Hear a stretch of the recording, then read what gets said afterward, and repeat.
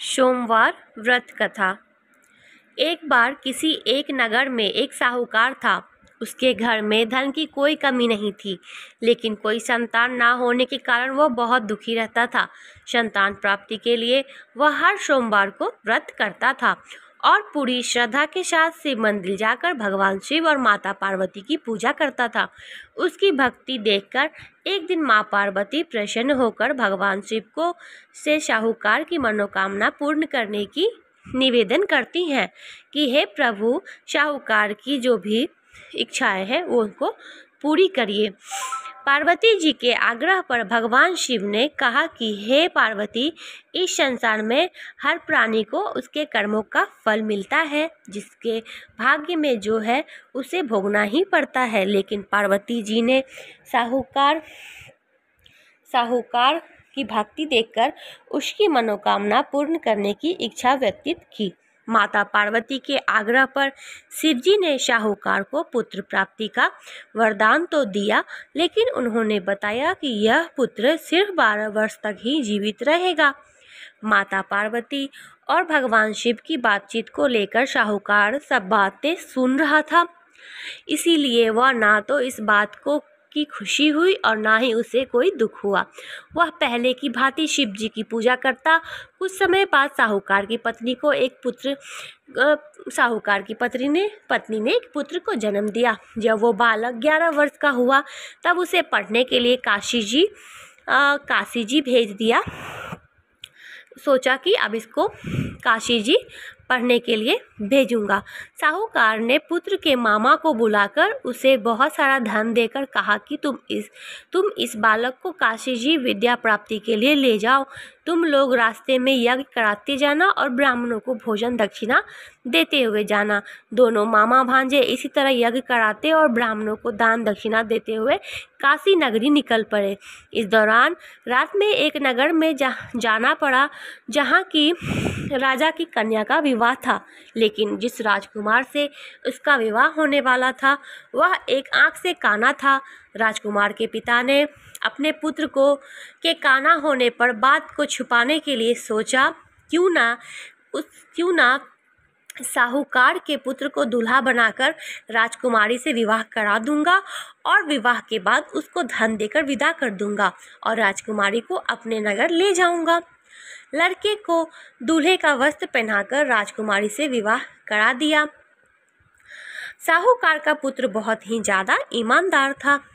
उसे यह बात सही नहीं लगी, इसलिए उसने अवसर पाकर राजकुमारी के दुपट्टे पर लिख दिया, तुम्हारा विवाह मेरे साथ हुआ है, लेकिन जिस राजकुमार के संग तुम्हें भेजा जाएगा वह एक आंख से काना है। मैं तो काशी जी पढ़ने जा रहा हूँ। जब राजकुमारी ने चुन्नी पर लिखी बातें पढ़ी तो उसने अपने माता पिता को ये सारी बातें बता दी। राजा ने अपनी पुत्री को विदा करने से मना कर दिया और बारात वापस चली गई। दूसरी ओर साहूकार का लड़का और उसका मामा काशी जी पहुँचे और वहाँ जाकर उन्होंने यज्ञ किया। जिस दिन लड़का 12 वर्ष का हुआ उस दिन भी यज्ञ का आयोजन हुआ था। लड़के ने बोला कि मामा, मेरी तबीयत कुछ ठीक नहीं है। मामा ने कहा, तुम अंदर जाकर आराम कर लो। शिव जी के वरदानुसार कुछ ही देर में बालक के प्राण निकल गए। मृत भांजे को देखकर उसके मामा ने विलाप करना शुरू कर दिया। संयोगवश उसी समय शिव जी माता पार्वती उधर से जा रहे थे। पार्वती माता ने भोलेनाथ से कहा, स्वामी, मुझे किसी के रोने की स्वर सहन नहीं हो रहा। आप इस व्यक्ति का कष्ट अवश्य दूर करें।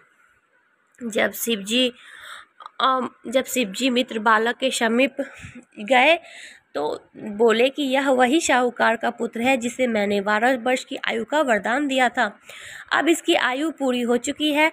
लेकिन मातृभाव के विभोर माता पार्वती ने कहा कि महादेव, आप इस बालक को और आयु देने की कृपा करें, अन्यथा इसके वियोग में इसके माता पिता भी तड़प तड़प कर मर जाएंगे। माता पार्वती के पुनः आग्रह पर भगवान शिव जी ने उस लड़के को जीवित करने का वरदान दिया। शिव जी की कृपा से वह लड़का जीवित हो गया। शिक्षा पूरी करके मामा और भांजा दोनों अपनी नगर की ओर वापस चलने का निश्चय किया। दोनों चलते हुए उसी नगरी में पहुँचे जहाँ उसका विवाह राजकुमारी से हुआ था। उस नगर में उन्होंने यज्ञ का आयोजन किया। उस लड़के के ससुर ने उसे पहचान लिया और महल में जाकर उसकी खूब खातिरदारी की और अपनी पुत्री को विदा किया। इधर शाहूकार और उसकी पत्नी भूखे प्यासे रहकर बेटे की प्रतीक्षा कर रहे थे। उन्होंने प्रण किया था कि यदि उन्हें अपने बेटे की मृत्यु का समाचार मिला तो वह भी अपना प्राण त्याग देंगे, परंतु अपने बेटे को जीवित होने का समाचार पाकर वे बहुत ही प्रसन्न हुए। उसी रात भगवान शिव ने शाहूकार के स्वप्न में आकर कहा, हे श्रेष्ठी, मैंने तेरे सोमवार का व्रत और व्रत कथा सुनने से प्रसन्न होकर तेरे पुत्र को लंबी आयु का वरदान प्रदान किया है।